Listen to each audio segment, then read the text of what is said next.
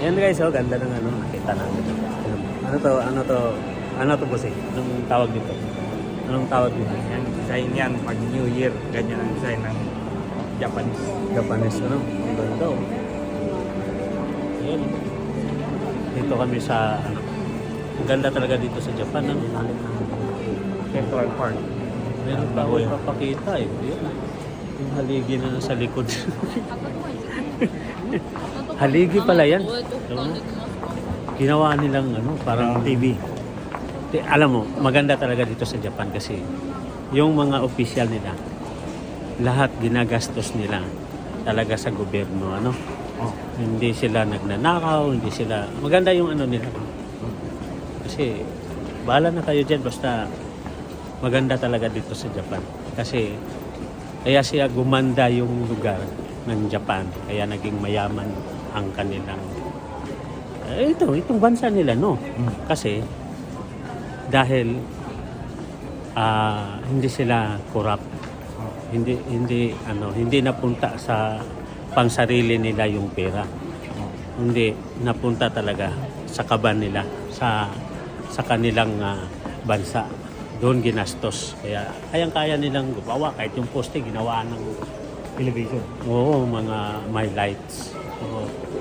Saludo talaga kami. Sana ganun din sa Pilipinas, ano, partner? Ganun din sana sa Pilipinas. Mahal ng hapon ng bansa nila. Oo, mahal ng hapon ng bansa nila, no?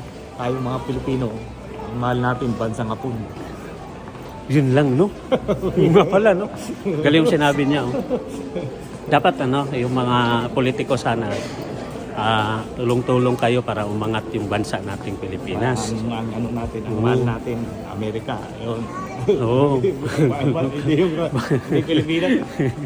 Ano ba, tulong-tulong kayong lahat, kayong mga politiko na mababait. Kasi grabe, ang dami talagang salvahis na politiko sa atin, ano? Ano, nangungurakot talaga ba, no?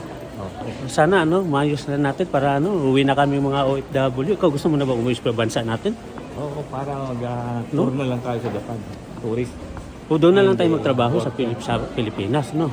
Sana wag na tayo, ano, hinto nyo na yan para, ano, magaganda na yung bansa natin. Kasi kung nandyan pa rin yung mga politikong kurakot, busing, walang mangyayari sa bansa natin. Talagang, laging, kasi alam mo ba, napapansin ko, yung bansa natin, tuwing may bagong presidente, pupunta talaga ng ibang bansa, mangungutang ng pera. Okay sana, wala tayong problema doon sa mangungutang ng pera. Ang problema dyan, yung inuutang, kinukurakot. Okay, ibig sabihin nun, nagbabayad tayo, pero wala tayong nakikitang proyekto. Hindi tulad kay Tatay Digong, di ba? Kitang-kita natin, ginastos talaga ni Tatay Digong yung ano, di ba? Ngayon, wala eh. Bahala na kayo, mag-isip niyan. Basta wala talaga akong nararamdaman sa administrasyon na to. Maraming salamat.